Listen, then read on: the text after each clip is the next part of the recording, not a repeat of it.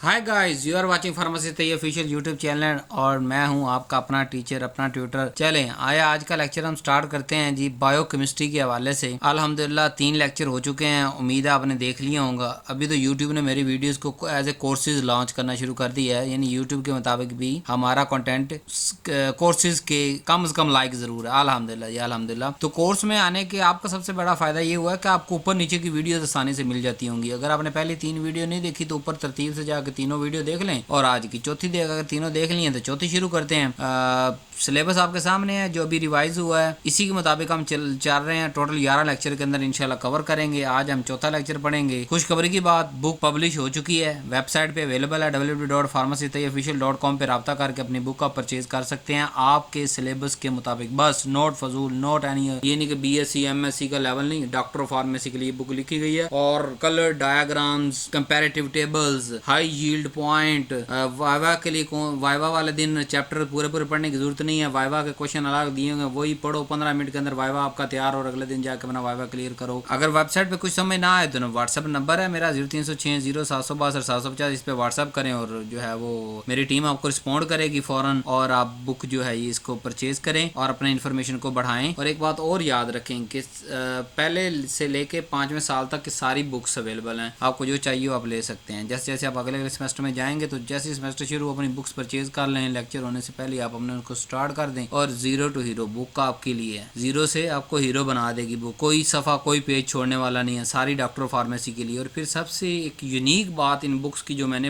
रखी है और बनाई है, क्योंकि मुझे जो लोग जानते हैं 6 साल से मैं यूट्यूब पे पढ़ा रहा हूँ, मेरा जो एक्सपीरियंस है ना वो फिलहाल हमारी एकेडमिक जो भी यूनिवर्सिटीज़ या इदारों के अंदर पढ़ा रहे हैं मेल फीमेल, उनका एक्सपीरियंस मैच नहीं करता, क्योंकि वो डायरेक्ट टाइम फिल करते हैं और आके पढ़ाना शुरू कर देते हैं। मैंने इंडस्ट्री में भी काम किया है, रिटेल सेटअप में भी काम किया है, डिस्ट्रीब्यूशन सेटअप में भी काम किया है। फेसबुक प्रोफाइल पे जाके देख सकते हैं आप सारा मेरा एक्सपीरियंस। उसके अलावा ड्रग टेस्ट लेबॉर्ट्रीज में काम किया है मैंने, जो है वो QC QA डिपार्ट प्रोडक्शन का हेड रह चुका हूँ मैं one of most famous company के अंदर। और जो है वो रिटेल का अपना सेटअप है मेरा अल्हम्दुलिल्लाह, और पार्ट टाइम आप लोगों को पढ़ा भी देता हूँ, बुक भी लिख दी है आप लोगों के लिए। तो उम्मीद है आपके जो कमेंट आते हैं ना, मेरे लिए वो दुनिया की सबसे अजीम तरीन चीज़ है। यानी अगर आप कहें ना कि मैंने रात को सोना हो, तो मेरे लिए जो है वो स्लीपिंग पिल क्या है कि मैं यूट्यूब खोलता हूँ और जो उस दिन के कमेंट आया तो उनको पढ़ता हूँ, खुद पढ़ता हूँ, टीम नहीं पढ़ती कमेंट, मैं खुद पढ़ता हूँ और खुद लाइक करता हूँ। यानी कि मेरी तरफ से लाइक किए जा रहे होते हैं। अगर आपके कमेंट लाइक हो रहे हैं तो एक अच्छा सा कमेंट हर वीडियो के नीचे ज़रूर कर दिया करें। अपनी कोई रिकमेंडेशन देनी है, कोई सीरीज़ आपको चाहिए तो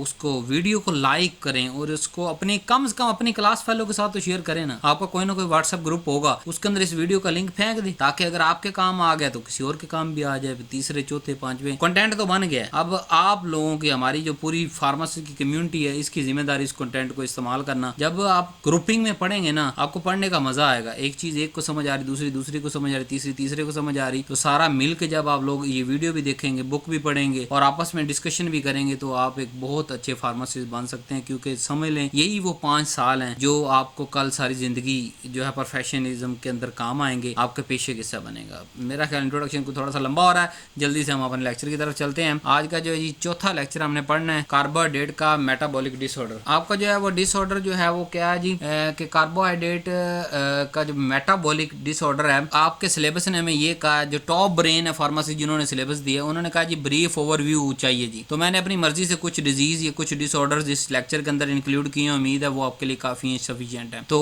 आए देखते हैं सब हेडिंग। आज के लेक्चर पढ़ने के बाद आप किस चीज के काबिल हो जाएंगे जी। कार्बोहाइड्रेट का मेटाबॉलिक और डिसऑर्डर कौन कौन से होते हैं, मेजर कम से कम कौन से हैं, और उसको क्लासीफाई करेंगे हम। फिर उन सब की फर्दन बायोकेमिकल बेसिस, क्योंकि बायोकेमिस्ट्री पढ़ रहे हैं तो हम उस डिसऑर्डर को बायोकेमिस्ट्री की नजर से देखेंगे कि ये डिसऑर्डर कैसे बायोकेमिस्ट्री के साथ रिलेट कर रहा है। उसकी काज और सिम्टम्स भी साथ में पढ़ाऊंगा। फिर डायग्नोस्टिक जो टेस्ट होते हैं लेबोरेटरीज के, क्या कोई वो भी कार्बोहाइड्रेट में आज के टॉपिक के रिलेटेड सिर्फ टेस्ट बताऊंगा आपको। फिर उसके बाद ओवरऑल इस सारे पूरे जो लेसन को, जो मेरी स्पेशलिटी इस फील्ड के अंदर मैं लेके आया हूँ, एक न्यू चीज इंट्रोड्यूस करवाई है कि अभी से आपको बताया जाए कि ये टॉपिक आपका 5 साल के अंदर कहाँ कहाँ काम आना है। यानी वो जो फार्मास्यूटिक्स और क्लिनिकल मैनेजमेंट की लिंकिंग है, ये मेरा इंट्रोडक्शन जाती से है। और मैं चाहता हूँ कि आपको अभी ये टॉपिक की इंपॉर्टेंस पता होगी तो आप इस टॉपिक को अच्छे से कवर करें। इसलिए हर टॉपिक के अंदर मैं फार्मास्यूटिक और क्लिनिकल मैनेजमेंट लेके आता हूँ, ताकि आप जब जैसे जैसे आप मेरे साथ आगे बढ़ते जाएंगे, सेमेस्टर 1 सेमेस्टर 2 3 4 5 6 7 8 9 10 तक चलेंगे, तो आप एक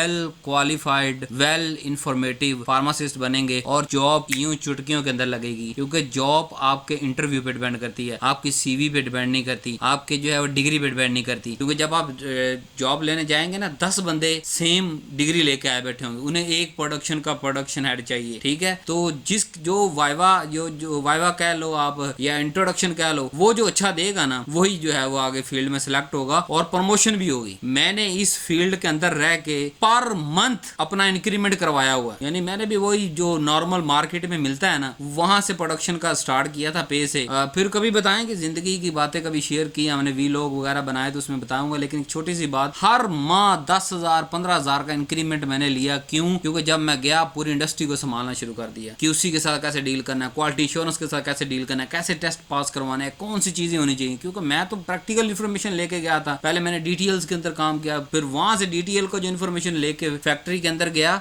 तो क्या हुआ, उसको मैंने अप्लाई किया और जो है हर मंथ प्रमोशन होती थी मेरी अल्हम्दुलिल्लाह, ठीक है। जितना भी मैंने अरसा इंडस्ट्री के अंदर काम किया, तो इसलिए उन सारे इन्फॉर्मेशन को आप तक उससे और अच्छे अंदाज में अपडेटेड अंदाज के अंदर आप तक पहुंचा रहा हूं, ताकि आपको कोई परेशानी दिक्कत ना हो। आए चलें स्टार्ट करते हैं। कार्बोहाइड्रेट मेटाबॉलिज्म जरूरी क्यों होता है हमारे लिए? आप पीछे पढ़ के आ चुके हैं पिछले लेक्चर के अंदर। हमने कहा कि कार्बोहाइड्रेट मेटाबॉलिज्म होता है तो हमें एनर्जी प्रोडक्शन होती है, एनर्जी प्रोड्यूस होगी तो हमारा बॉडी से छोटा बड़े से बड़ा काम सारा, जैसे ये बोल रहा हूँ एनर्जी इस पे लग रही है ना, ये स्लाइड बनाई इस पे एनर्जी लगी, खाना खाता हूँ उस पे एनर्जी लगती, खाना हजम करने पे एनर्जी लगती, 12 घंटे कुर्सी पे बैठ के जॉब करने पे एनर्जी लगती। तो सारी की सारी जो एनर्जी मैं सारा दिन कंज्यूम कर रहा हूँ वो कहाँ से प्रोड्यूस हो रही है? वो जो है वो कार्बोहाइड्रेट के मेटाबॉलिज्म, हाँ प्रोटीन लिपिड दूसरा, लेकिन अभी फिलहाल हम कार्बोहाइड्रेट की बात कर रहे हैं। फिर कार्बोहाइड्रेट का दूसरा क्या काम होता है कि ये ब्लड के ग्लूकोज को मेंटेन करता है। ग्लूकोज क्या है? हमारा प्राइमरी एनर्जी सोर्स हमारी पूरी बॉडी का, ठीक है। और बाज पार्ट का तो 100% ये जो है वो सोर्स है। प्रॉपर जो है वो फंक्शनिंग ऑफ ब्रेन और मसल्स, ठीक है, उसके अंदर तो फिर ग्लूकोज अन्यवा चाहिए हमें एक कंट्रोल मिकदार के अंदर, और जो है वो मसल्स को चलने के लिए और ब्रेन को चलने के लिए, पूरी बॉडी को चलने के लिए। इसलिए कार्बोहाइड्रेट का मेटाबॉलिज्म जो है बड़ा जरूरी है। मेटाबॉलिज्म हम पढ़ के आ चुके हैं, उनके सारे रिएक्शन, क्रब साइकिल, उर्लम परलम सारे हमने पढ़ लिए जनाब, पहले पिछली वीडियोस के अंदर आप देख सकते हैं। हाँ, जब ये लेक्चर खत्म हो जाएंगे फिर मैं एक अलग से हर साइकिल पे थोड़ा डिटेल से वीडियो बना दूंगा, इशू ना हो। अभी फिलहाल आपके एग्जाम करीब है इसलिए मैं जल्दी से सारे बुक वाइंड अप कर रहा हूँ। तो आज के टॉपिक को रिलेट करते हैं कि जब मेटाबॉलिज्म कार्बोहाइड्रेट का नॉर्मल हो रहा होगा तो हमारे बॉडी फंक्शन नॉर्मल चलेगा। अगर उसके अंदर कोई डिसऑर्डर आ जाता है, ठीक है, वो किस वजह से आ सकता है? नंबर 1, एंजाइम की डेफिशिएंसी की वजह से, यानी कोई ऐसा एंजाइम जिसकी बुनियाद पे वो मेटाबॉलिज्म हो रहा तो वो ही कम हो गया ना, बन रहा है तो काम नहीं कर रहा। हार्मोनल इम्बैलेंस की वजह से हमारा जो है माइटोकॉन्ड्रिया डिसफंक्शन हो जाए। आपको पता है ना मेन एनर्जी सोर्स हमारा माइटोकॉन्ड्रिया प्रोड्यूस करता है एटीपीज। फिर कुछ ट्रांसपोर्ट के इशू आ जाते हैं, बाद ट्रांसपोर्ट सिस्टम के अंदर कोई ना कोई इशू आ जाता है। रेगुलेटरी जो है वो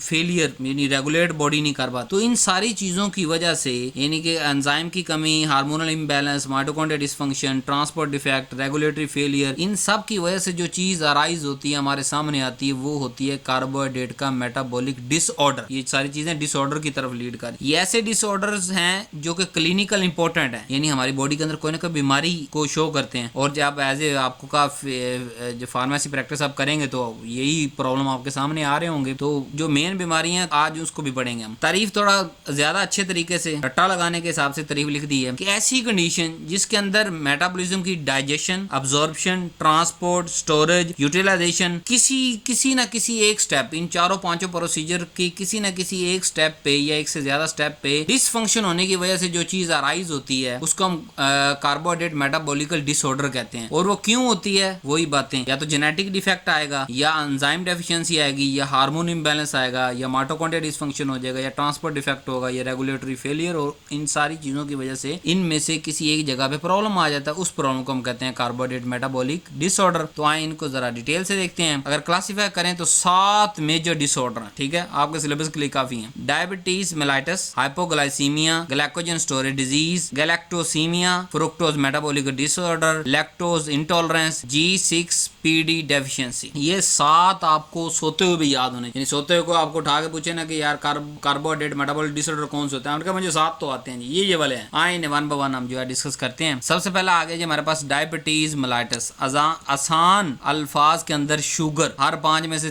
2 से 3 बंदे जो है वो शुगर के मरीज हैं। तो मैंने कहा ना कि आपको क्लिनिकल प्रैक्टिस के अंदर ये चीजें बड़ी काम आने वाली हैं। तो शुगर या डायबिटीज मेलाइटस क्या है? ये एक क्रोनिक का लफ्ज क्या मतलब कि लंबे अरसे तक चलने वाली बीमारी है। देखो ना डेफिनेशन के हर लफ्ज के अंदर कोई ना कोई मतलब छुपा हुआ है, उसके अंदर पूरी फिलोसफी हम बयान करते हैं। अक्यूट यहाँ पे होता है तो उसका मतलब कोई ऐसी बीमारी जो थोड़े अरसे के लिए, लेकिन शिद्दत में बड़ी ज्यादा है। लेकिन क्रोनिक का मतलब ये कि जिसका ड्यूरेशन बड़ा लंबा है, यानी एक दफा शुगर होगी वो फिर सारी जिंदगी शुगर रहती है उस बंदे को। अगर वो कंट्रोल कर ले मेडिसिन से, डाइट से, मुख्तलिफ जो है वो दुनिया के अंदर available different treatment, Chinese, English, जो है वो एलोपैथी, होम्योपैथी, किसी भी अगर मतलब ट्रीटमेंट के रास्ते को इस्तेमाल करते हुए वो अगर उसको कंट्रोल कर ले तो एक अलग बात है, बट वो खत्म नहीं हो सकती शुगर। तो डेफिनेशन कहाँ शुरू हुई? क्रोनिक मेटाबॉलिक डिसऑर्डर है, यानी कि ऐसा डिसऑर्डर जो लंबे अरसे तक चलेगा, जिंदगी के आखिरी सांस तक चलेगा। कैरेक्टराइज्ड बाय, जिसकी पहचान क्या है कि परसिस्टेंट हाइपरग्लाइसीमिया। हाइपर मतलब ज्यादा, ग्लाइसीमिया मतलब शुगर का लेवल, ग्लूकोज का लेवल, के ब्लड के अंदर मुसलसल शुगर का लेवल हाई रहने की वजह से हम इसको पहचानते हैं। और ये क्रोनिक डिसऑर्डर है। 3 वजूहात हो सकती हैं इसकी जी। नंबर 1 इंसुलिन डेफिशिएंसी, कि इंसुलिन बॉडी के अंदर बनती नहीं है। दूसरा इंसुलिन बनती है बट रेजिस्टेंस मतलब काम नहीं करती। नंबर तीसरा बोथ, कि कुछ के अंदर जो है जितनी मिकदार बननी चाहिए थी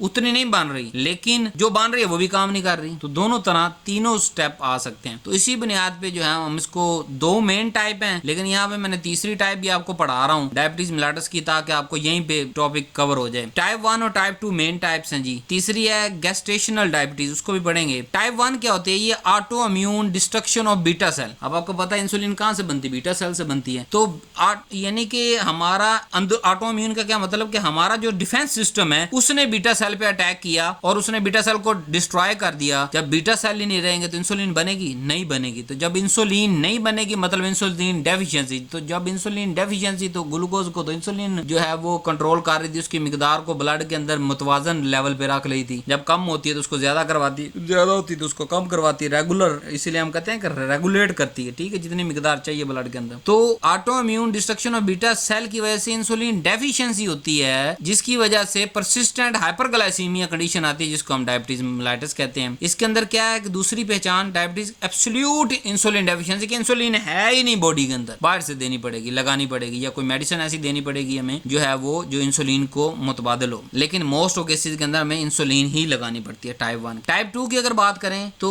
इंसुलिन तो बनती है बट इंसुलिन रेजिस्ट हो जाती है, यानी इंसुलिन बन रही है लेकिन जहां जहां उसने रिसेप्टर्स डिफरेंट, ये आगे हम क्लिनिकल फार्मेसी में जब जाएंगे ना तो फिर आपको रिसेप्टर लेवल पे जाके लेके जाऊंगा आपको और बताऊंगा कि देखो इंसुलिन इन 4 जगहों पे अटैच होती है, सेल के ये वाले रिसेप्टर्स पे बाइंड होती है। अभी आप फिलहाल बिल्कुल इंट्रोडक्शन पढ़ रहे हैं तो इंट्रोडक्शन तक रहें, कम से कम इतना डिफरेंस आपको पता होना चाहिए कि टाइप 1 के अंदर बीटा सेल की ऑटो इम्यून डिस्ट्रक्शन होती है और इंसुलिन होती ही नहीं, डेफिशिएंसी, ठीक है, कमी। और टाइप 2 के अंदर इंसुलिन होती तो है लेकिन काम नहीं कर पाती, रेजिस्टेंस आ जाती है। उसके बहुत से मैकेनिज्म आप पढ़ेंगे क्लिनिकल फार्मेसी के अंदर। दूसरी टाइप 2 की जो है वो क्या है कि रिलेटिवली इंसुलिन डेफिशिएंसी के साथ में बाज कंडीशन के अंदर इंसुलिन की डेफिशिएंसी भी हो जाती है और जो है वो भी काम नहीं कर रही, रेजिस्टेंस हो गया। ये 2 मेन टाइप थी। तीसरी होती है गेस्टेशनल डायबिटीज, जो कि आजकल की औरतों के अंदर बड़ा ज्यादा कॉमन है, यानी ड्यूरिंग प्रेगनेंसी, के प्रेगनेंसी से पहले, प्रेगनेंसी के बाद women is normal, but during 9 माह वो जो प्रेगनेंसी है उसके दौरान उसको शुगर हो जाती है। तो इसलिए उस थोड़े अरसे के लिए होने वाली जो शुगर है, ये शुगर की अलामतें जो जाहिर होती हैं उसको हमने गेस्टेशनल डायबिटीज के नाम पे रख दिया, ताकि हमें पता चले कि अच्छा इस बंदे को शुगर है नहीं, सिर्फ इस खास, क्योंकि बहुत सारे जब बेबी प्रोड्यूस हो रहा होता है ना वुमेन के अंदर, तो आप समझे एक सिस्टम के अंदर एक सिस्टम जनरेट हो रहा होता है, यानी एक पूरा सिस्टम, उसके अंदर एक नया सिस्टम जनरेट हो रहा है। तो वो उसके कुछ ना कुछ रिपल्शन, कुछ ना कुछ अट्रैक्शन, कुछ ना कुछ जो है वो कहीं बैलेंस, इम्बैलेंस, कहीं ना कहीं इम्बैलेंस, ठीक है। तो उन सारी चेंजेस की वजह से डिटेल हम क्लिनिकल फार्मेसी में पढ़ेंगे। यहाँ सिर्फ ये याद रखें कि प्रेगनेंसी में होने वाली डायबिटीज को गेस्टेशनल डायबिटीज कहते हैं। और ये पेशेंट क्या करता है, सिर्फ डायबिटीज जो प्रेगनेंसी का एरिया होता है उसके अंदर मेडिसिन इस्तेमाल करता है, उसके बाद जब जैसे डिलीवरी हो जाती है उसके 15-20 दिन उसके बाद इस्तेमाल करता है, फिर छोड़ देता है क्योंकि उसको जरूरत ही नहीं होती। जैसे ही बेबी डिलीवर हो जाता है 15 से 20 दिन के अंदर इसका जो है ग्लाइसीमिया वो नॉर्मल हो जाता है, हाइपर नहीं रहता। अब हम बायोकेमिस्ट्री पढ़ रहे हैं तो क्यों ना हम इसकी बायोकेमिकल बेसिस पढ़ें कि शुगर किन की वजह से नहीं होती। Number 1 disease decrease glucose uptake by cell. पहला मैकेनिज्म क्या है कि ग्लूकोज सेल अपटेक ही नहीं करता, तो जब सेल के अंदर ग्लूकोज स्टोर नहीं नहीं होगा तो कहाँ रहेगा, ब्लड के अंदर रहेगा, तो उसको हम हाइपरग्लाइसीमिया कह देंगे, और एक लंबे अरसे तक रहेगा उसे परसिस्टेंट हाइपरग्लाइसीमिया रहेगा। दूसरी वजह बायोकेमिकल ग्लाइकोनियोजेंसिस, यानी ग्लूकोज का बनने का जो अमल है जिससे ग्लूकोज बनता है वो बहुत ज्यादा इंक्रीज हो जाता है, तो तब भी ग्लूकोज जब जो है वो जरूरत से ज्यादा बनना शुरू हो जाएगा वो ब्लड के अंदर ही रुकेगा, तो हाइपरग्लाइसीमिया परसिस्टेंट हो जाएगा तो डायबिटीज मेलाइटिस कह देंगे। तीसरा इंक्रीज लिपोलाइसिस एंड कीटोजेंसिस, कि लिपोलाइसिस लिपिड का जो है वो ब्रेक डाउन होना और कीटोजेंसिस, इन दोनों अमल की वजह से, इन दोनों को आगे हम डिटेल में पढ़ेंगे, इन दोनों की वजह से भी शुगर बॉडी के अंदर इंक्रीज हो जाती है, या ब्लड के अंदर स्पेसिफिक इंक्रीज हो जाती है, जिसको फिर हम क्या कहते हैं उसको hyperglycaemia persistent it called diabetes mellitus. तो इन तीनों में से कोई एक काज हो सकती है, एक से ज्यादा काज भी हो सकती है एक पेशेंट के अंदर, हो सकता है उसके अंदर ग्लूकोज अपटेक भी कम हो और ग्लूकोनियोजेंसिस भी ज्यादा हो रही हो। सो हमें काज कम से कम आपको पता होगा ये 3 काज हैं, उनमें से ट्रिकल डाउन करना आसान हो जाएगा। तो इसकी वजह से क्या होता है, 2 मेन निशानियां, हाइपरग्लाइसीमिया एंड ग्लाइकोयूरिया, के यूरिन के अंदर ग्लूकोज आना शुरू होता है, ये शुगर की दूसरी अलामत है कि इतना ज्यादा शुगर है ब्लड के अंदर के पेशाब के अंदर भी शुगर आनी शुरू होती है। इसलिए पुरानी बात वो कहते हैं ना कि जब यानी आज तो टॉयलेट आ गए, वॉशरूम आ गए, पहले जब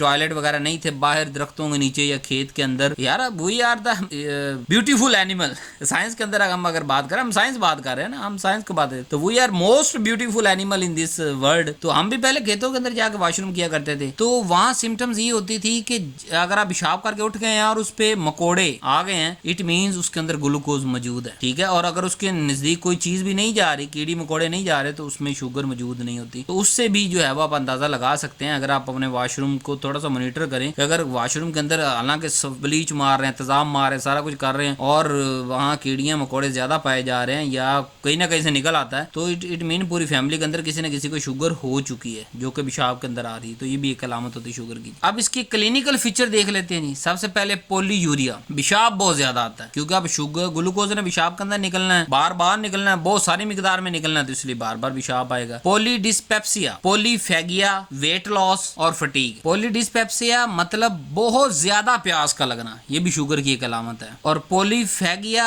यानी बहुत ज्यादा भूख का लगना, ये भी शुगर की एक मिसाल है। फिर सडन वेट लॉस और अनप्रडिक्टेबल वेट लॉस, के समझ नहीं आती वजन क्यों कम हो रहा, खाना पूरा खा रहे हैं, डाइट मुकम्मल ले रहे हैं, कोई डाइटिंग पे हम नहीं जा रहे, कोई डाइटिंग प्लान फॉलो नहीं कर रहे, कोई एक्स्ट्रा वॉक नहीं कर रहे, कोई जिम नहीं कर रहे, फिर भी वजन लॉस हो रहा है, यकदम से सडन वेट लॉस होना शुरू हो गया है अनप्रडिक्टेबल रीजन की वजह से, तो ये भी एक शुगर की एक अलामत है। और फटीग और थके थके रहना सारा दिन जो है वो, ये हैं वो 5 अलामतें, क्लिनिकल फीचर आप इसे कह रहे हैं, जिससे हम डिटेक्ट करते हैं कि अगर ये 5 अलामतें या इनमें से कुछ चंद एक इब्तदाई के अंदर होना शुरू हो जाती हैं, तो सबसे ज्यादा तो पोलीयूरिया है, ठीक है, बाकी फिर आहिस्ता आहिस्ता जो है वो शो होना शुरू हो जाती हैं। सो पोलीयूरिया बहुत ज्यादा पेशाब आना, पॉलीडिस्पेप्सिया प्यास का लगना, पॉलीफेगिया बार बार भूख का लगना, weight loss, sudden weight loss और फटीग। अब फार्मास्यूटिकल रेलेवेंस जो मेरा तड़का इस टॉपिक का, कि इंसुलिन थेरेपी अगर हमने कल को देनी है या बनानी है, कैसे बनाएंगे, कैसे क्लिनिकल के अंदर देंगे। अगर हमें पता होगा कि कौन से मिकदार की इंसुलिन बनानी है, कितनी मिकदार की होनी चाहिए, जैसे आजकल मिक्सटार्ड 30 है और बहुत सी कंपनियों की है जो है वो इंसुलिन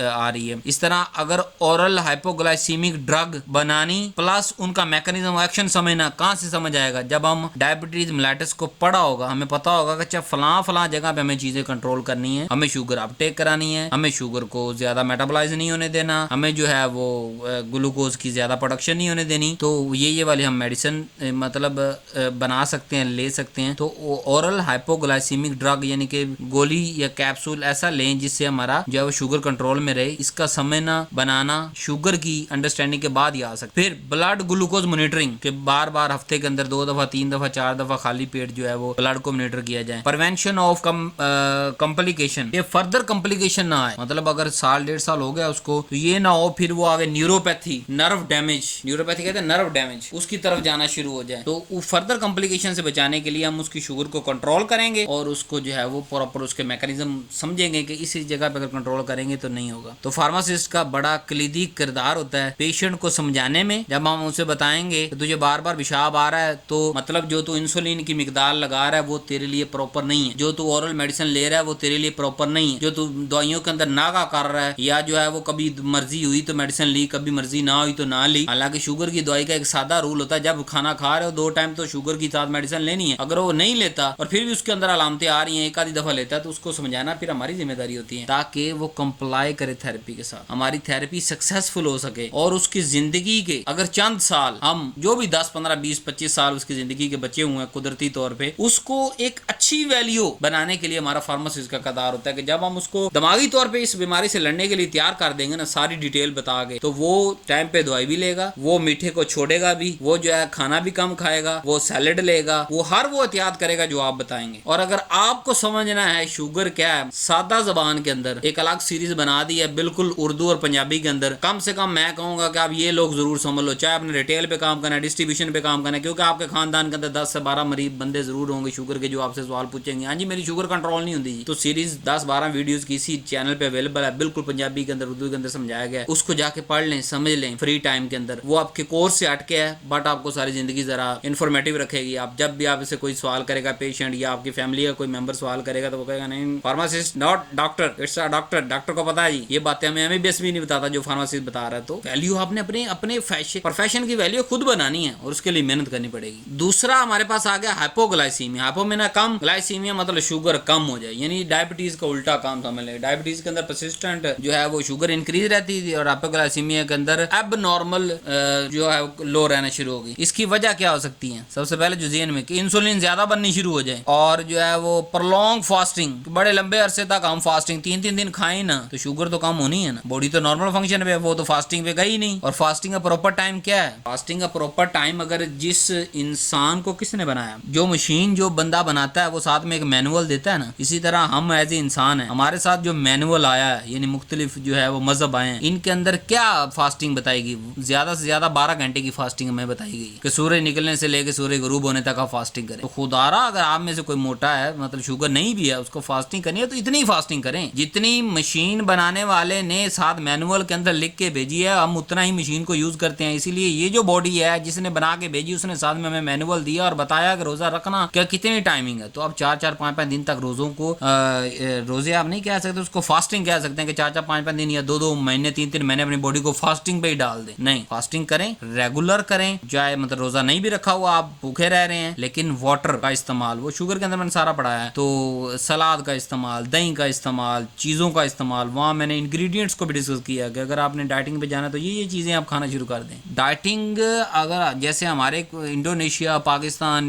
बांग्लादेश, इनके अंदर हमने डाइटिंग समझ ली भूखा रहना। डाइटिंग इज, मैं नहीं मानता कि भूखा रहने का नाम डाइटिंग है। डाइटिंग का मतलब कि हमारी बॉडी की रिक्वायरमेंट के मुताबिक उसको देना इज कॉल्ड डाइटिंग। कि जितना उसको चलने के लिए फ्यूल चाहिए ना उतना तो उसको मिले, एक्स्ट्रा ना मिले। आपका पेट भी कम हो जाएगा, बॉडी वेट भी कम हो जाएगा, सारा कुछ ओके हो जाएगा। सो प्रोलॉन्ग फास्टिंग नहीं करनी, इससे हाइपोग्लाइसीमिया हो जाएगा और आप मरीज बन जाएंगे। फिर इसका लिवर डिजीज, अल्लाह ना करे किसी लोगों के अंदर बाज़ दफा लिवर डिजीज हो जाती है, तो उसकी वजह से फिर जो है वो शुगर, मेटाबॉलिज्म सारे डिस्टर्ब हो जाते हैं। लिवर आपको पता है मेन मेटाबॉलिज्म हब है। जैसे होता है ना किसी कंपनी का हब, जी फलां कोरिया कंपनी के अंदर है जी, फलां जगह पे है जी, दुबई के अंदर इसका हब है, तो हमारा पूरा मेटाबॉलिज्म का हब लिवर के अंदर है। तो अगर लिवर खराब तो सारा कुछ ही खराब, ठीक है। सारे मेटाबॉलिज्म के जो स्टेप लिवर कर रहा है, जो एंजाइम लिवर की तरफ से आ रहे हैं, तो वो सारे डिस्टर्ब हो जाएंगे। इसकी सिम्टम्स क्या होती है हाइपोग्लाइसीमिया? सबसे पहले पसीना आना शुरू हो जाएगा जी। दूसरा कंफ्यूजन, के बंदा जो है वो हमेशा कंफ्यूज ही रहेगा कि मैं कहाँ पे हूँ, मैं क्या कर रहा हूँ, मैं यहाँ पे क्यों, मैं कैसे आया यहाँ पे। तो ये आपने अलामतें समझ लेनी है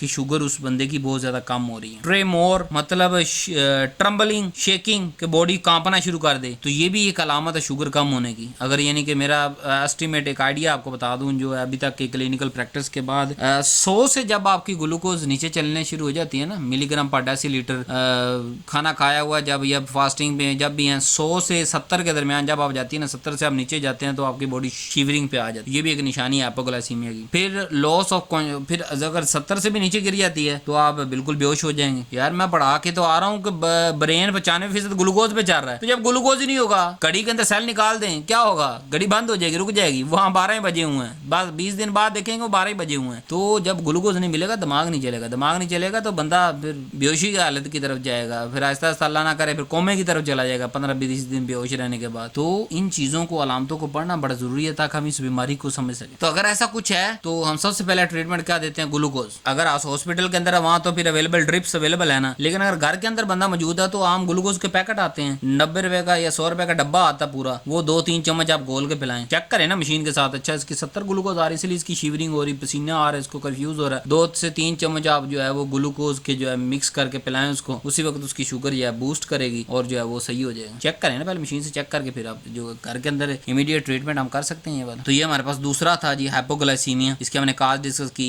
सिम्टम्स डिस्कस की और घर के अंदर टोटका भी बता दिया। और अगर आप हॉस्पिटल एडमिट हो गए हैं तो वहाँ का फिर पूरा ड्रिप सिस्टम होता है, वो क्लिनिकल फार्मासिस्ट ही ड्रिप बना के लाएगा, उसके अंदर फिर ग्लूकोज नहीं डालेगा, साथ में प्रोटीन भी डालेगा, लिपिड भी डालेगा और या ओवरऑल पूरी जो है वो रोटी पूरी करके लाएगा ड्रिप के अंदर। अल्लाह ना करे अगर कोमा या मतलब जो है वो बेहोशी की हालत की तरफ जाता है तो फिर हमें हॉस्पिटलाइज करना पड़ेगा उसको। नेक्स्ट हमारे पास आ गया ग्लाइकोजन स्टोरेज डिजीज। तो ये जेनेटिक डिसऑर्डर है, एंजाइम की डेफिशिएंसी की वजह से होता है। कौन सा एंजाइम? जो ग्लाइकोजन के मेटाबॉलिज्म कर रहे हो, तो अगर उनकी एंजाइम की डेफिशिएंसी हो जाएगी, आगे मैं स्पेसिफाई भी करूंगा कि कौन कौन सा एंजाइम डिफेक्ट होने की वजह से या ना होने की वजह से जो है बीमारी होती है। तो कॉमन फीचर क्या है इसके? सबसे पहले यानी ग्लाइकोजन स्टोर नहीं हो रहा। ग्लाइकोजन स्टोरेज डिजीज के अंदर क्या होता है कि जेनेटिक डिसऑर्डर है, एंजाइम की डेफिशिएंसी की वजह से होता है और ग्लाइकोजन का मेटाबॉलिज्म डिस्टर्ब होने की वजह से एबनॉर्मल हो जाता है। जबकि आम फीचर नॉर्मल कॉमन फीचर क्या है? सबसे पहले हाइपोग्लाइसीमिया कि हमारी बॉडी के अंदर ग्लूकोज कम हो जाएगा। Number 2 muscle weakness. अब मसल और ब्रेन में दोनों आपको पढ़ा के आ चुका हूँ कि जब ग्लूकोज पे चलने हैं तो मसल तो वीक होंगे। तो यहाँ से भी हम अंदाजा लगा सकते हैं। वो कह रहा है कि मेरी मतलब पूरी बॉडी के अंदर जो है वो हर पट्टा अलग से दर्द करना शुरू कर दे, इसका मतलब उसके मसल वीक हो रहे हैं, वो जो है वो फिर ऐसा शिवरिंग की तरफ शिफ्ट हो जाएगा। तो इस तरह जो है ये बड़ा खतरनाक काम है, तो इस डिसऑर्डर को भी समझना जरूरी है। तीसरी इसकी अलामत है हमारे पास हेपेटोमेगाली। इसका मतलब होता है कि लिवर फूल जाना, यानी लिवर इनलार्ज हो गया। जब लिवर इनलार्ज होता है वो उसको फैटी लिवर कह सकते हैं। अगर कोई लिवर के अंदर इन्फेक्शन आ गई तो उसका हेपेटाइटिस कहते हैं, यानी कि लिवर की सोज हो जाना हेपेटाइटिस। या दूसरे को लिवर के इशू आते हैं तो वो भी ग्लाइकोजन के स्टोरेज का इशू बनते हैं। आप देख रहे हैं ना यहाँ पे लिवर का क्या, हर जो भी मेटाबॉलिज्म डिसऑर्डर पड़ेंगे लिवर का कहीं ना कहीं उसका हिस्सा जरूर आएगा। तो ग्लाइकोजन स्टोरेज में हेपेटोमेगाली, ये लिवर का इनलार्ज हो जाना, वजह कोई भी हो सकती है, वो हेपेटाइटिस उस बंदे को हो गई है या फैटी लिवर उस बंदे को हो गया या कोई और लिवर का इशू बन गया जिसकी वजह से ग्लाइकोजन स्टोरेज का डिस्टर्ब हो गई। तो ये 3 मेन टाइप है। अब इसकी एग्जांपल आगे कौन सी है जी? पहली एग्जांपल है वॉन गिरकी डिजीज। इसमें कौन सी एंजाइम डेफिशिएंट होता है? Glucose 6 phosphate. तो ग्लूकोज 6 फॉस्फेट याद है ना, मेन एंजाइम यही था जो ग्लाइकोजन स्टोरेज की जो है वो पूरा मैकेनिज्म चलाने के अंदर हमारे पास काम आता था। तो इससे क्या होगा? सीवियर हाइपोग्लाइसीमिया के ब्लड के अंदर बहुत ज्यादा ग्लूकोज की कमी हो जाएगी। दूसरा हमारे पास अगर इसका थोड़ा सा मैकेनिज्म हम डिस्कस कर लें जो मेरा ज़हन के अंदर आ रहा है, वॉन गिरकी डिजीज का, इस जब ग्लूकोज 6 फॉस्फेट नहीं होगा, एंजाइम ग्लूकोज 6 फॉस्फेट एंजाइम नहीं होगा, तो क्या ग्लूकोज 6 फॉस्फेट ग्लूकोज में बदलेगा? नहीं बदलेगा। तो जब ग्लूकोज 6 फॉस्फेट ग्लूकोज में नहीं बदल सकता तो क्या होगा? ग्लूकोज की कमी होनी शुरू हो जाएगी, बहुत ज्यादा हाइपोग्लाइसीमिया हो जाएगा। और फिर नेक्स्ट अलामत क्या होगी कि ग्लाइकोजन अकोमुलेशन। जब ग्लाइकोजन का मेटाबॉलिज्म नहीं हो रहा तो वो उसकी अकोमुलेशन बहुत ज्यादा हो जाएगी इस डिजीज के अंदर। और कौन से ऐसे बायोकेमिकल जो है वो फीचर आप कह सकते हैं जिससे हमें पता चलता है कि वॉन गिरकी ही डिसऑर्डर इस बंदे को है? वो है लैक्टिक एसिडोसिस, फिर हाइपर यूरिसीमिया, हाइपर लिपिडीमिया। अगर ये अलामतें भी साथ साथ आ रही हैं और साथ साथ जो है वो उसका हाइपोग्लाइसीमिया के भी आ रहा है तो हम समझ जाएंगे कि ये ग्लाइकोजन स्टोरेज डिजीज वॉन गिरकी की अलामतें हैं। दूसरी हमारे पास यहाँ है मैकआर्डर डिजीज। मैकआर्डर डिजीज के अंदर क्या होता है कि मसल जो ग्लाइकोजन है ना, फॉस्फोराइलेज एंजाइम, यानी मसल के अंदर स्पेसिफिक बात कर रहा हूँ, मसल के अंदर जो फॉस्फोराइलेज एंजाइम है ना उसकी डेफिशिएंसी हो जाती है। तो उससे मैकेनिज्म क्या हमारे समझ में आता है कि जब बहुत ज्यादा डेफिशिएंसी होगी ग्लाइकोजन फॉस्फोराइलेज की, होगा क्या कि ग्लाइकोजन का जो ब्रेक डाउन है वो रुक जाएगा, तो बहुत ज्यादा ग्लाइकोजन रहना शुरू हो जाएगा और एटीपी जो है वो एक्सरसाइज के अंदर बहुत ज्यादा कम हो जाएगी। यानी जैसे हम एक्सरसाइज करते हैं हमारे मसल खुद एटीपी बनाना शुरू करते हैं, तरह फास्ट एक्सरसाइज करें, हार्ड एक्सरसाइज करें, हमारे माइटोकॉन्ड्रिया बेचारे लगे होते हैं एटीपी बनाने पे। मसल के अंदर जो माइटोकॉन्ड्रिया वो एटीपी मसल के अंदर जो है वो दे मार 4.5 एटीपी बन रही होती है। लेकिन जब ये डिजीज हो जाएगी मैकआर्डर डिजीज, मसल के अंदर वाला स्पेसिफिक जो फॉस्फोराइलेज एंजाइम है वो डेफिशिएंसी हो जाएगी, तो क्या हो जाएगा कि ग्लाइकोजन का ब्रेकडाउन नहीं होगा। ग्लाइकोजन का ब्रेकडाउन नहीं होगा तो एटीपी बनेगी क्या? नहीं बनेगी एटीपी। जब एटीपी नहीं बनेगी तो क्या होगा? वो बंदा एक्सरसाइज इंटॉलरेंस हो जाएगा, यानी वो बंदा चल फिर ही नहीं सकता, वो बंदा वॉक नहीं कर सकता, वो जैसे वॉक करेगा उसकी तबीयत बिगड़नी शुरू हो जाएगी। सो ये भी एक अलामत है जिससे हमें पता चलता है कि इसको मैकआर्डर डिजीज हो चुकी है। प्लस दूसरा एक और मैं सिम्टम मेरे ज़हन में आ रहा है वो बता देता हूँ। एक्सरसाइज इंटॉलरेंस तो उसके अंदर कंफर्म है, प्लस मसल क्रैम्प होने शुरू हो जाएंगे, तो उसके मसल ट्विस्ट करेंगे बार बार, जब कुड़ाल जिसे कहते हैं कड़ाले पैने शुरू हो गए ने मैंने बहुत ज्यादा कि वो कड़ाले वाला सिस्टम इधर भी आ जाता है, ठीक है। मसल ट्विस्ट करता है, बार बार ट्विस्ट करता है, जरूरत से ज्यादा ट्विस्ट करना शुरू कर देता है, उसको हम कहते हैं मसल क्रैम्प। ये तो यहाँ 2 मेन डिजीज आपको पढ़ा दें, इसके अलावा और बहुत सी टाइप्स होती हैं, जैसे मतलब पॉम्पी डिजीज एक होती है, ठीक है, उसके अंदर लाइजोसोमल अल्फा 1,4 ग्लूकोसाइडेज डेफिशिएंसी होती है। लाइजोसोम के अंदर जो है ग्लाइकोजन बहुत ज्यादा रहना शुरू हो जाता है, मसल वीक हो जाता है, तो वो सारा कुछ बुक के अंदर यानी मेन यहाँ मैंने आपको पढ़ा दिया। अगर डिटेल के अंदर जाना है और ज्यादा टाइप्स देखनी है और ज्यादा जो आपके साथ रिलेटेड है मैकेनिज्म देखने हैं, इन डेप्थ जो है डायग्राम्स देखनी है, कॉन्सेप्चुअल टेबल्स देखने हैं, तो आप मेरी बुक परचेज करके वहां से जो है इस टॉपिक को और ज्यादा इनहांस कर सकते हैं और अपने जो है वो क्लिनिकल और फार्मास्यूटिकल इन्फॉर्मेशन को जो है वो अभी से इस काबिल बनाएं कि कल को जब क्लिनिकल और फार्मास्यूटिक्स की एडवांस से एडवांस फॉर्म पढ़ेंगे तो आपको चुटकियों में समझ आना शुरू हो जाए। फार्मास्यूटिकल इंपोर्टेंस थोड़ा सा चस्का दे दूं, यहाँ पे तड़का लगा दूं। डाइटरी मैनेजमेंट, सबसे पहले हम क्या करते हैं उसकी डाइट मैनेजमेंट कराते हैं। यार चलो तेरे अंदर जो भी डेफिशिएंसी है कम से कम तू डाइट इतनी खा कि हाइपोग्लाइसीमिया ना हो, ठीक है। नंबर 2 जो भी सिम्टम्स आ रही हैं सिम्टोमेटिक ट्रीटमेंट हम उसका करेंगे। नंबर 3 अल्टीमेट जो एंजाइम डेफिशिएंसी है वो हम एंजाइम दे देंगे, यानी ग्लूकोज 6 फास्फेट कम है तो फिर ग्लूकोज 6 फास्फेट की थेरेपी शुरू कर देंगे। मसल के फॉस्फोराइलेज कम है तो मसल का फॉस्फोराइलेज दे देंगे। वो एक पॉम्पी डिजीज मैंने आपको बताई थी, उसके अंदर लाइसोसोमल अल्फा 1,4 ग्लाइकोसाइडेज होता है डेफिशिएंसी, उसके अंदर वो एंजाइम थेरेपी देने शुरू कर देंगे। तो जब मैं वहां जाके क्लिनिकल के अंदर आपको एंजाइम थेरेपी पढ़ाऊंगा, अभी से उसका साथ लिंक कर रहा हूँ, तो आपको पता होना चाहिए, तब वहां आपको मैं बताऊंगा नहीं कि कौन सी डेफिशिएंसी हो रही है, तो आपको खुद यहाँ से पता होना चाहिए कि अच्छा ये जो एंजाइम थेरेपी हम दे रहे हैं ये ग्लाइकोजन स्टोरेज डिजीज के लिए दे रहे हैं, क्योंकि वहां पे ये एंजाइम नहीं था, डेफिशिएंसी थी, कम था। नेक्स्ट देखते हैं जी हमारे पास गैलेक्टोसीमिया, ये भी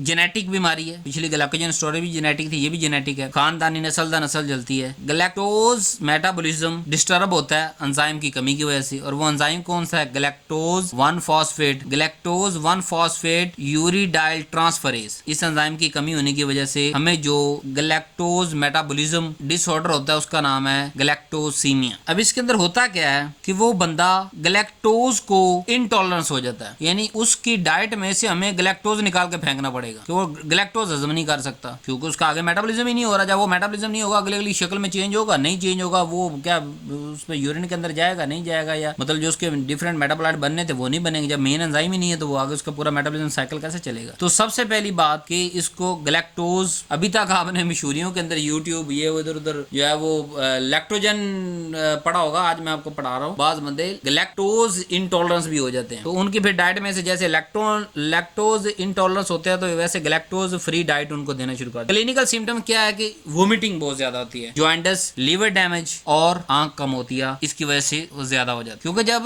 गैलेक्टोज की मिकदार ही कंट्रोल में नहीं हो रही, मेटाबॉलिज्म नहीं हो रहा, तो ब्लड के अंदर बहुत ज्यादा बढ़ती चली जाएगी, वो कहीं ना कहीं आईज को डैमेज करेगी, लीवर को डैमेज करेगी, जो है वो स्टमक के फंक्शन को डैमेज करेगी। तो ये सारी सिम्टम्स हमारे सामने आ जाएंगे। देखिए यहाँ छोटा छोटा ब्रीफ जो पॉइंट्स हैं, बाकी डिटेल बुक के अंदर है। नेक्स्ट चलते हैं फ्रुक्टोज मेटाबॉलिज्म डिसऑर्डर। लेकिन अगर आप इतना भी करना चाहे तो आप कर सकते। फ्रुक्टोज मेटाबॉलिज्म डिसऑर्डर यानी फ्रुक्टोज की इंटॉलरेंस किस एंजाइम की कमी की वजह से होती है जी? एल्डोलेज बी डेफिशिएंसी की वजह से होती है, और ये भी खानदानी बीमारी है, जेनेटिक डिसऑर्डर है ये भी। मैकेनिज्म क्या होता है कि फ्रुक्टोज 1 फास्फेट जो है एंजाइम वो बहुत ज्यादा जमा होना शुरू हो जाता है, एटीपी बनती ही नहीं है, डिप्लीट हो जाती है, और ग्लाइकोनियोजेनेसिस इनहिबिट हो जाता है। इन सारे काम से ओवरऑल क्या हो रहा है? हाइपोग्लाइसीमिया हो जाएगा बॉडी के अंदर, शुगर ग्लूकोज की कमी हो जाएगी, उल्टियां आना शुरू हो जाएंगी, आपका लिवर डैमेज होना शुरू हो जाएगा। तो अभी तक तो आप डायबिटीज ग्लूकोज को देख रहे थे, तो बाकी सारी चीजें भी यानी कि कार्बोहाइड्रेट की किसी भी फॉर्म का बॉडी के अंदर ज्यादा देर रहना काबिल कबूल नहीं है, डिफरेंट बॉडी डिसफंक्शन कर रहा है। तो हम जो फ्रुक्टोज इंटॉलरेंस बंदे हो जाते हैं उनके अंदर फ्रुक्टोज और सक्रोज दोनों अवॉइड करते हैं, क्योंकि सक्रोज से टूट के क्या बनना होता है? उससे भी तो फ्रुक्टोज भी बनता है ना, ठीक है। तो इन दोनों को अवॉइड करते हैं। नेक्स्ट चलते हैं जो मैं 1-2 दफा पहले भी लेक्चर के अंदर पढ़ा चुका हूं कि लैक्टोज इंटॉलरेंस, यानी हमारी बॉडी के अंदर लैक्टेज एंजाइम डेफिशिएंसी हो जाता है। कहां पे? इंटेस्टाइनल म्यूकोजा, स्मॉल इंटेस्टाइन के अंदर लैक्टेज एंजाइम नहीं होता, तो जो लैक्टोजन हम पिएंगे या खाएंगे किसी भी शक्ल के अंदर लैक्टोजन अंदर जाएगा, वो हजम होगा, वो मेटाबोलाइज होगा, वो अब्जॉर्ब होगा, वो ब्लड तक पहुंचेगा, वो हमारे किसी काम आएगा, वो टूट के ग्लूकोज बनेगा, तो हमारा मैदा सारा डिस्टर्ब रखेगा। किस तरह? जब जब लैक्टोज बहुत ज्यादा होगा, मेटाबॉलाइज नहीं हो रहा, अब्सॉर्ब नहीं हो रहा, क्या होगा, फीसिस के अंदर निकलेगा, डायरिया करवा दे। ब्लोटिंग, पेट के अंदर एबनॉर्मल जो है वो एब्डोमिनल पेन बहुत ज्यादा स्टार्ट करा देगा। इसके अंदर भी हमारे पास एक ही चॉइस होती है। वैसे आजकल ये बहुत ज्यादा कॉमन हुआ हर दूसरे बच्चे को डॉक्टर जो है वो लैक्टोज इंटॉलरेंस लिख रहा है, लैक्टोज इंटॉलरेंस, तो उसको फिर लैक्टोजन फ्री मिल्क देते हैं हम, ठीक है। इन सिम्टम्स की बुनियाद 15 दिन से उसकी उल्टी नहीं रुक रही, हर चीज दे रहे हैं, हर चीज, सिर्फ दूध ही तो बच्चे को पिला रहे हैं और दूध के अंदर जो है लैक्टोजन मौजूद है, ठीक है। तो जब उसको लैक्टोजन ही रास नहीं आएगा तो वो ब्लोटिंग, डायरिया, एब्डोमिनल पेन, बच्चा बार बार जो है वो अपने पेट पे हाथ मारेगा। वो बता तो नहीं सकता 3-4 माह का, 6 माह का, 2 साल तक का बच्चा बता तो नहीं सकता मेरा यहाँ पे आई हो रही। तो हम इन अलामतों से जांचेंगे कि वो लैक्टोज इंटॉलरेंस हो चुका है, तो उसकी फिर डाइट लैक्टोज को निकाल देंगे, जो मिल्क देंगे वो भी लैक्टोज फ्री देंगे। नेक्स्ट है जी G6PD डेफिशिएंसी। ये हमारे पास आता है पेंटोज फॉस्फेट पाथवे, जो आप पिछले लेक्चर के अंदर पढ़ के आ चुके हैं। वहां आपने याद अगर आपको हो तो आपने पढ़ा था G6PD। अगर इसकी डेफिशिएंसी हो तो क्या होगा, NADPH की मिकदार कम होना शुरू हो जाएगी, क्योंकि एंड पे क्या NADPH बनना होता है। प्लस रेड ब्लड सेल के अंदर ऑक्सीडेटिव डैमेज बहुत ज्यादा बढ़ जाएगा। अब ट्रिगर किस वजह से ये होता है, ज्यादातर ड्रग जैसे सल्फोनामाइड आजकल इतने ज्यादा इस्तेमाल नहीं होती, प्रीमाकोइन, इनकी वजह से ट्रिगर होता है ये, और पेंटोज फॉस्फेट पाथवे डिसेबल होता है, जिसकी वजह से G6PD कमी आती है बॉडी के अंदर, या कुछ इन्फेक्शन की वजह से भी ये जो है वो होता है, और बॉडी के अंदर NADPH की कमी होना शुरू हो जाती है। उसकी प्रोडक्शन ही नहीं होती तो कमी होना शुरू हो जाती है। और ऑक्सीडेटिव स्ट्रेस बहुत ज्यादा आता है रेड ब्लड सेल पे, और रेड ब्लड सेल हीमोलाइसिस यानी टूटना फूटना शुरू कर देते हैं। क्लिनिकल हमारे पास क्या आएंगे कि इसको हीमोलिटिक अनीमिया हो जाएगा, ब्लड की कमी होना शुरू हो जाएगी, जॉइंटिस हो जाएगा। सो हम इसको ऐसी मेडिसिन देंगे जो ये बॉडी के अंदर मौजूद ऑक्सीडेटिव डैमेज है इसको रोक सके, क्योंकि NADPH तो हम कहीं और से भी ले लेंगे। काफी सारे साइकिल्स जो हम पीछे पढ़ के आ चुके हैं, हमने देखा है कि उसको NADPH हमें मिलता है मुतबादल, लेकिन इसकी वजह से G6PD की डेफिशिएंसी होने की वजह से जो रेड ब्लड सेल में ऑक्सीडेटिव डैमेज हो रहा है, और हीमोलिटिक अनीमिया मतलब रेड ब्लड सेल फट रहे हैं, खराब हो रहे हैं, डैमेज हो रहे हैं, और खून की कमी हो रही है, हीमोलिटिक अनीमिया उसको कहते हैं। तो उसको ऐसी कोई ड्रग प्रिस्क्राइब करेंगे जो इस ऑक्सीडेटिव ड्रग देंगे जो इसको जो है अवॉइड करे, इस ऑक्सीडेटिव डैमेज को अवॉइड करे। तो लिंक्स आप देख रहे हैं, अभी से आपको फार्माकोलॉजी और फार्मास्यूटिक्स की लिंकिंग पढ़ा रहा हूँ। इसके अलावा भी हमारे पास बॉडी के अंदर कुछ होते हैं जो मैंने अपनी बुक के अंदर डिस्कस किया है। मेटाबॉलिकल माइटोकॉन्ड्रिया डिसऑर्डर है, और जो है वो कुछ सिंड्रोम्स को मैंने उसको बुक के अंदर डिस्कस किया है। उसके अलावा मैंने बुक के अंदर पायरोवेट डिहाइड्रोजिनेज डेफिशिएंसी को किया है, लैक्टिक एसिडोसिस को जरा टच किया है बॉडी इसके अंदर बुक के अंदर, और फ्रुक्टोज मेटाबॉलिज्म डिसऑर्डर के अंदर यहाँ पे तो मैंने आपको सिर्फ बता दी ना जो जेनेटिक की वजह से हो रही है, वहाँ मैंने एसेंशियल को भी शो किया है। तो बुक मस्ट बी आपके लिए जरूरी है, यानी ये एक ऐसा पीस आपको दे रहा हूँ वीडियोस के अंदर जो कम से कम ये लाजमी चाहिए, लेकिन थोड़ा सा एडवांस लेवल पे अगर आपको जाना है और अच्छे नंबर लेने हैं तो उसके लिए आपको बुक की तरफ मूव होना पड़ेगा। हम अपने लास्ट पोर्शन की तरफ बढ़ चुके हैं। बुक लेने के लिए फिर दोबारा बता दूँ, ये नीचे लिखा भी हुआ for book purchase bio chemistry की है, www.pharmacisttayyibofficial.com पे जाएं या इस व्हाट्सएप नंबर पर रब्ता करें, टीम आपको फॉरन बुक जो है वो दे देगी जैसे आप पेमेंट करेंगे। और फ्यू 100 हैं, यानी कि आई थिंक 1000 की अगर बात करूँ तो 1000 पर बुक के हिसाब से आपसे चार्ज किया जा रहा है, और बट बुक की कीमत ओरिजिनल कीमत 4-5 हज़ार से कम नहीं है, जितनी उसके अंदर मटेरियल कंटेंट एनालिसिस। अब एक होता है ना, बात बुक ऐसी होती है बस इन्फॉर्मेशन भर दी, वो इन्फॉर्मेशन बच्चे को समझ आए ना आए, 20-20 पैरे लिखे हुए हैं पढ़ो, नहीं, इसके अंदर comparative tables, viva questions, short questions, long questions, true false, MCQs, इन सारी चीजों को लिया गया ताकि किसी ना किसी तरीके से आपको उस चैप्टर की पूरी अंडरस्टैंडिंग हो जाए। अगर कोई चीज मिस हो रही है तो वो MCQs में कवर हो जाएगी, कोई चीज मिस हो रही है तो ट्रू फॉल्स में कवर हो जाएगी, आपको कॉन्सेप्ट बेस आपको इन्फॉर्मेशन। तो लास्ट पोर्शन की तरफ चलते हैं। लेबोरेटरी डायग्नोसिस भी कोई कार्बोहाइड्रेट मेटाबॉलिक डिसऑर्डर की तरफ जाते हैं, ये लेबोरेटरी टेस्ट भी इसकी बुनियाद पे हम चेक करते हैं। कॉमन डायग्नोस्टिक जो टेस्ट होते हैं उसमें फास्टिंग ब्लड ग्लूकोज है, HbA1c है, ओरल ग्लूकोज टॉलरेंस टेस्ट करते हैं, यूरिन का जो है वो करते हैं, एंजाइम ऐसे करते हैं कौन सा एंजाइम कम है ज्यादा है। तो ये सारे के सारे टेस्ट कार्बोहाइड्रेट मेटाबॉलिकल डिसऑर्डर को पहचानने में काम आते हैं हमारे, और फार्मासिस्ट आपको इन सब की इंटरप्रिटेशन आनी चाहिए। अब यहाँ पे इस लेक्चर पढ़ने के बाद आपको अपना रोल समझ आ गया हो, you are the super hero. Pharmacist वो है जो डिजीज को आइडेंटिफाई कर रहा है, बायोकेमिकल बेस आपको पता है ना, उस बुनियाद पे आप इसको आइडेंटिफाई कर रहे हैं, प्लस MBBS को वेरीफाई कर। अगर MBBS कोई चीज रिकमेंड कर रहा है तो उसको आप क्रॉस चेक करना आपने कि हाँ वाकई ही इस अलामत की वजह से ये होती है और यही अलामत इसके आपके पास आ रही है, टेस्ट रिपोर्ट्स आ रही है। नंबर 2, ड्रग सेलेक्ट करना सारा टोटल 100% आपका काम है। नंबर 3, पेशेंट के साथ आधा पौना घंटा सर खपाना। 50% इलाज पेशेंट का पेशेंट काउंसलिंग के जरिए हो जाता है। और पाकिस्तान, इंडोनेशिया, बांग्लादेश, इन सारे मुल्कों के अंदर जो ड्रग फेलियर की रेशो ज़्यादा है बानिस्बत Canada, America, United State of America या जो है वो अरब अमारात की तरफ, अगर हम सऊदी अरब की बात करें दूसरी तरफ, वहाँ जो ट्रीटमेंट का रेशो है वो काफ़ी सक्सेसफुल है। हमारे यहाँ जो है वो सक्सेस रेट बहुत कम है। उसकी वजह बेसिक पेशेंट काउंसलिंग है। तो खुदारा आपको अभी से पेशेंट काउंसलिंग समझा रहा हूँ, चीज़ें पेशेंट तक आप पहुँचाएंगे। यानी कि अगर सऊदीया की मैं बात करूँ, करंट अगर हेल्थ सिस्टम पे मेरे बहुत सारे फ्रेंड वहाँ पे काम कर रहे हैं और जो है वो बहुत सारे मेरे फैमिली मेंबर भी वहाँ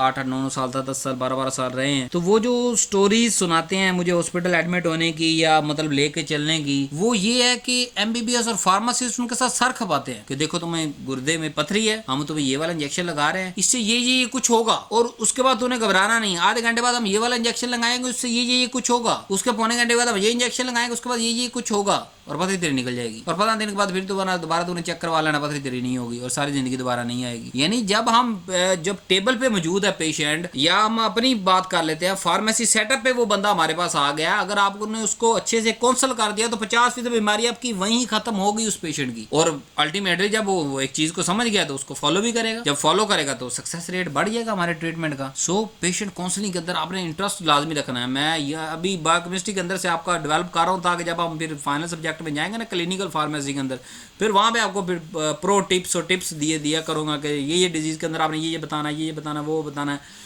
तो ये वाला क्वेश्चन करना है, ये वाला क्वेश्चन ईयर फॉर्म है, वो बड़ा इंटरेस्टिंग चीज़ है। तो अभी उम्मीद है अभी तक आपके जहन से एक जो वो फैक्ट्री का खुमार था कि हम फार्मेसी बनने के बाद जाके सिर्फ दवाइयाँ बनाएंगे, वो निकल चुका हो। दवाइयाँ बनाने से लेके इस्तेमाल तक, storage, distribution, manufacturing, patient counselling, ये सारी हमारी डोमेन है और इतनी लंबी चौड़ी डोमेन है कि आप इसमें से किसी एक डोमेन का स्पेशलाइजेशन हो जाए ना, मतलब रिटेल सेटअप पे खड़े होकर आपको क्या है उस मेडिसिन को रिप्रेजेंट करना और पेशेंट को काउंसिल करना अगर आपको आ जाए तो आप अपनी फील्ड में कामयाब है। मैन्युफैक्चरिंग के दौरान अगर आप सिर्फ फार्मास्यूटिक के पॉइंट ऑफ व्यू से आप उस चीज़ों को देखें और उसको जो है वो काउंसिल करना शुरू कर दे और बनाना शुरू कर दे तो आप कामयाब हो जाएंगे। तो लेकिन बुनियादी स्किल्स हर फार्मासिस्ट के अंदर होनी चाहिए। हमें नहीं पता हम कल को किस फील्ड को ज्वाइन करना, अभी से हम फैसला कर देंगे नहीं हमने प्रोडक्शन नहीं करनी, हमने फार्मेसी बनानी, हो सकता है कल को जो है वो कोई ऐसा निज़ाम, ऐसा सिस्टम आ जाए कि फार्मेसी बने ही ना। मिसाल दे रहा हूँ आपको समझाने के लिए, जो है वो कुछ कनाडा या अमेरिका से हमको ऐसा एग्रीमेंट कर ले हमारी गवर्नमेंट के,